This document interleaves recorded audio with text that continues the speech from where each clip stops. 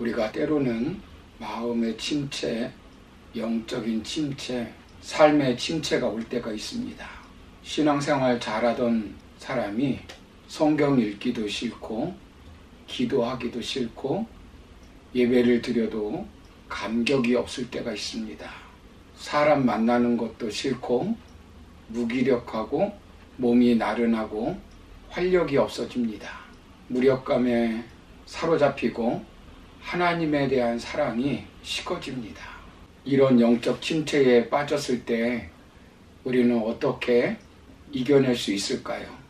지난 시간에 먼저 살펴본 것은 일의 성취로 일어나려 하지 말고 예수님을 믿음으로 일어나게 해달라고 기도해야 한다라고 말씀드렸습니다.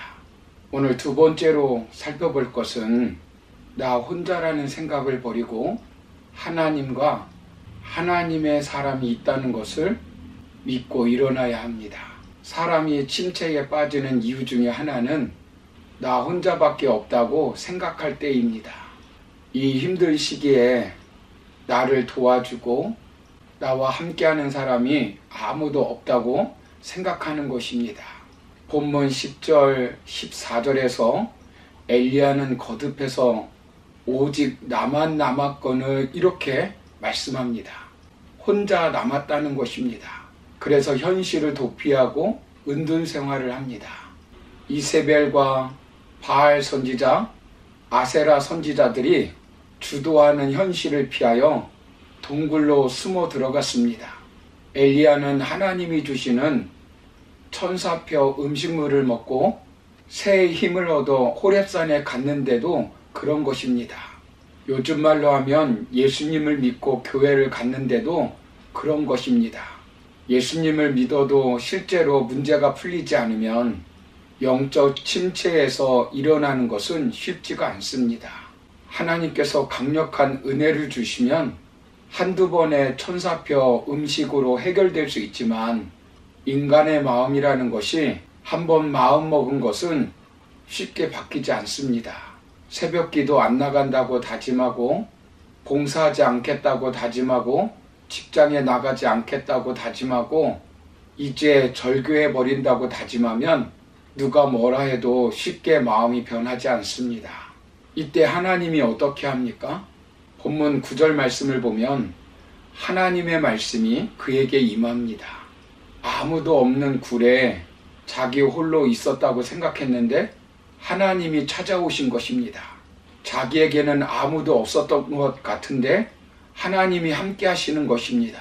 현실을 도피하고 떠나 있는 엘리야에게 하나님이 이렇게 묻습니다. 엘리야야, 네가 어찌 여기 있느냐? 여러분, 하나님이 몰라서 물어봤겠습니까? 아닙니다. 네가 있어야 할 곳이 이곳이냐라고 묻는 것입니다. 패배의식에 사로잡혀 자신의 사명감을 망각하고 있는 엘리야에게 자신이 있어야 할 위치와 사명을 깨달으라는 말씀입니다. 그때 엘리야는 무슨 말을 합니까?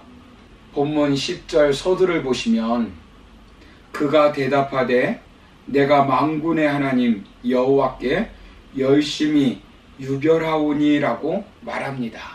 자신이 갈멜산에서 바알신을 섬긴 450명을 물리친 것처럼 하나님에 대한 열심이 유별났다는 것입니다.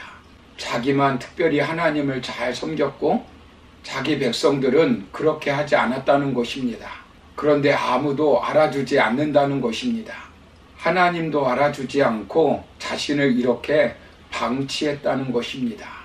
이스라엘 백성들은 어떻다는 것입니까? 주의 언약을 버렸다는 것입니다. 주의 제단을 헐었다는 것입니다. 주의 선지자를 죽였다는 것입니다. 그런데 이제 자신만 남았는데 그들이 내 생명을 빼앗으려 한다는 것입니다. 이세벨의 박해도 힘들었지만 이스라엘 백성들의 배신과 변절이 그를 더욱 힘들게 했다는 것입니다.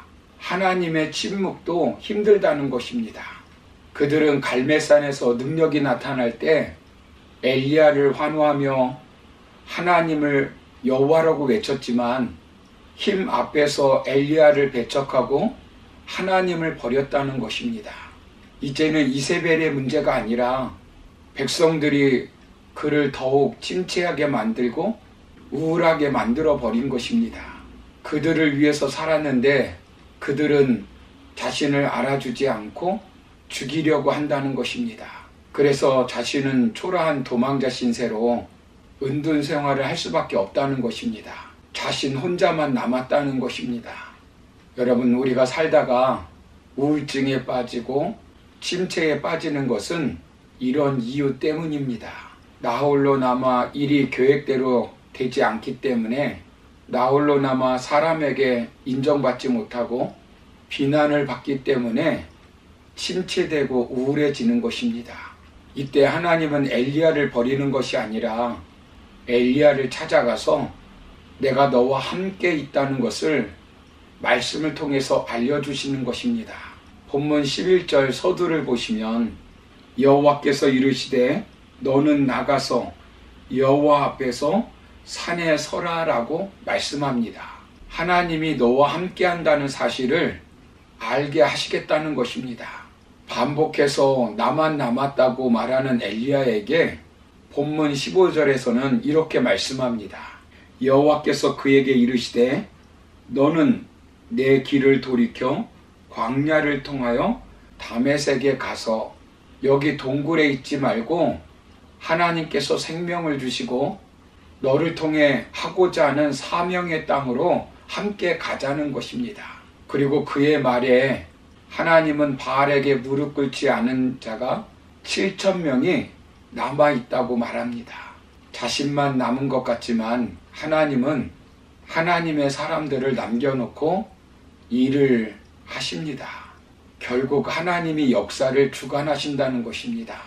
사랑하는 성도 여러분, 우리는 결코 홀로가 아닙니다. 모세가 홀로인 것 같았지만 그에게 하나님은 아론을 준비시켜 주셨습니다.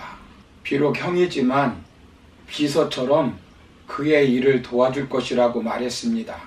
바울이 늙어 감옥에 있을 때 홀로인 것 같았지만 디모데 같은 영적인 아들이 곁에 있었고 자신의 주치인 누가가 곁에 있었습니다. 무엇보다 하나님이 그와 함께하였습니다. 골리앗 앞에 선 다윗이 홀로인 것 같았지만 만군의 여호와가 다윗과 함께하여 골리앗을 물리치게 하였습니다. 우리는 죽음의 순간까지 홀로가 아닙니다. 세상 끝날까지 우리와 함께 하시는 예수님이 계십니다. 광야를 향하여 걸어가는 이스라엘 백성들에게 하나님은 신명기 31장 6절에서 너희는 강하고 담대하라. 두려워하지 말라. 그들 앞에서 떨지 말라. 이는 내 하나님 여호와 그가 너와 함께 가시며 결코 너를 떠나지 아니하시며 버리지 아니하실 것임이라. 이렇게 말씀합니다. 이 말씀은 우리에게 동일하게 적용되는 말씀입니다.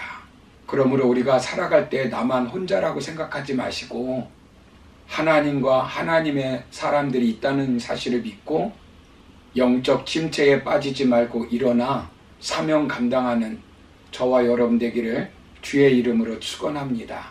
감사합니다.